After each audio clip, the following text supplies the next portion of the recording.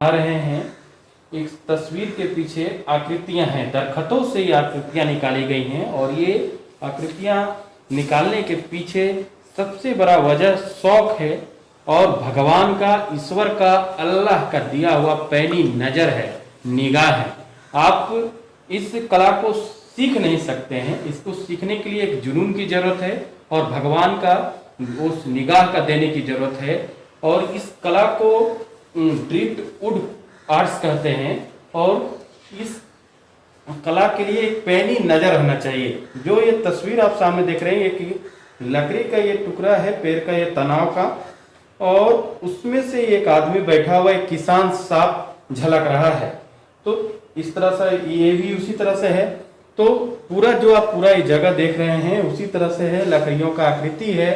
और सामने में देखिए ये नाग है जो जड़ के पास रहता है। तो इस आकृति को संजो कर रखने का काम पेशे से वकील हैं जावेद यूसुफ जी, उन्होंने रखा है। कई वर्षों से इसको वो संजो कर रख रहे हैं और जंगलों में रात दिन समय बिताते हैं, तब जाकर इस तरह की आकृतियां सामने आती हैं। देखिए हमारे साथ जावेद यूसुफ जी हैं, वकील हैं पेशे से, और इस कलाकृतियों का कह सकते हैं बेहतरीन माहिर कलाकार हैं। और भगवान का पैनी नजर जो कहते हैं, पैनी निगाह जो कहा जाता है, उनको भगवान ने इनको नवाजा है।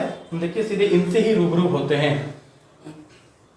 सर, किस तरह से कला की शुरुआत हुई, इस कला को क्या कहते हैं और क्या अभी इसका लोगों तक कितना पहुंच पा रहा है?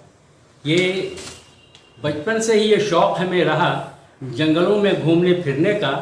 और मुंगेर के जंगलों में भी बहुत हम भीम बांध और जमालपुर के जंगलों में बहुत घूमते रहते थे अपने फादर के साथ।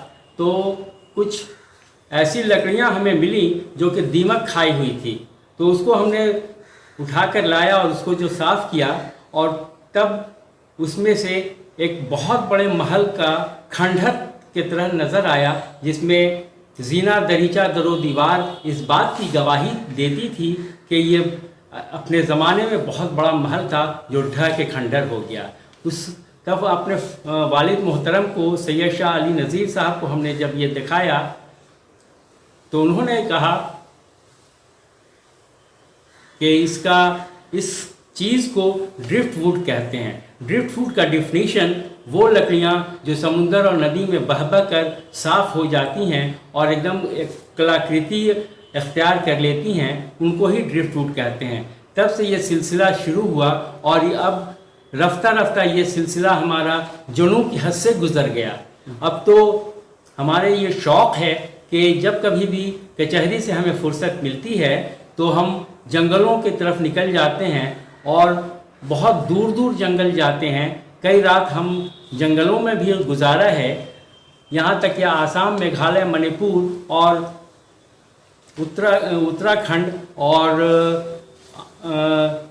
किरीबुरु, मेघाताबुरु जो अब झारखंड में है, और गया के सभी जंगलों में हम घूमते रहते हैं और इस तरह की सूखी लकड़ियों को हम तलाश करते हैं जिसमें अल्लाह ने एक शक्ल दे दी है। ये देखकर बहुत ही हैरत होती है कि एक नया किस्म का अल्लाह ने, भगवान ने हम लोगों को एक आर्ट का एक दूसरा फॉर्म दिया है कि उसमें शक्ल, इंसान की शक्ल, जानवर की शक्ल और एब्स्ट्रैक्ट फॉर्म की शक्ल उसमें उभर आती है, जिसको हम तलाश करके लाते हैं।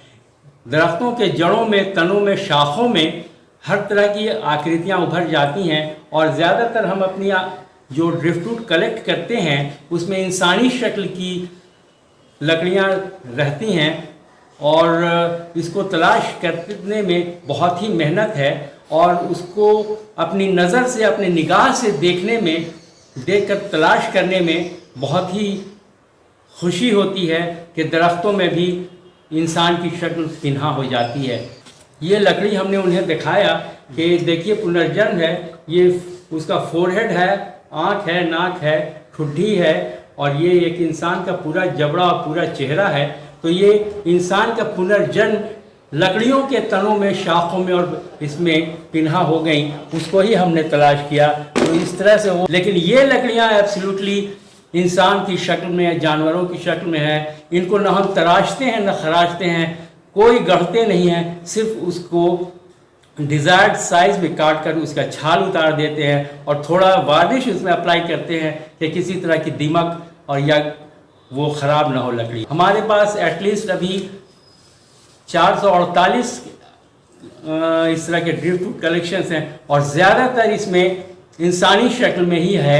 बहुत सरकार या जिला प्रशासन अभी तक कितना मदद की है इस ये कला तो कोई प्रशासन या ज़िला इससे कोई हमें किसी तरह का भी ना प्रोत्साहन मिला है ना कुछ। जो भी है मैं अपने तई इसको करता रहता हूँ और हर जगह डिस्प्ले करते हैं। हमारे साथ जावेद यूसुफ साहब थे और बता रहे थे कि एक पैनी निगाह की जरूरत है और पैनी निगाह इनको अल्लाह ईश्वर ने नवाजा है और इसी पैनी निगाह से ये दरख्तों से, उस जंगलों से, उस बिहर से ऐसे कलाकृतियों को ले आते हैं जिस कलाकृतियों को आप अगर अपने निगाहों से अभी भी देखेंगे तो एक लकड़ी का टुकड़ा महज लगेगा, पर जब इनकी निगाहों से देखना शुरू करेंगे, इनकी बातों को जब गौर से सुनना शुरू करेंगे, तब ये लकड़ी आपको भगवान गणेश नजर आएंगे और ये लकड़ी आपको एक बैठा हुआ किसान नजर आएगा और ये लकड़ी आपको एक सरेंडर करते हुए एक व्यक्ति मुजरिम या नक्सली कर सकते हैं वो नजर आएगा। तो जितनी भी यहाँ तनाएं हैं या जो जड़ें हैं वो उसको एक आकार देने का काम प्राकृतिक ने किया, तो लोगों के बीच में लाने का काम जावेद यूसुफ साहब ने किया है। गया से ईटीवी भारत के लिए सुजीत पांडे।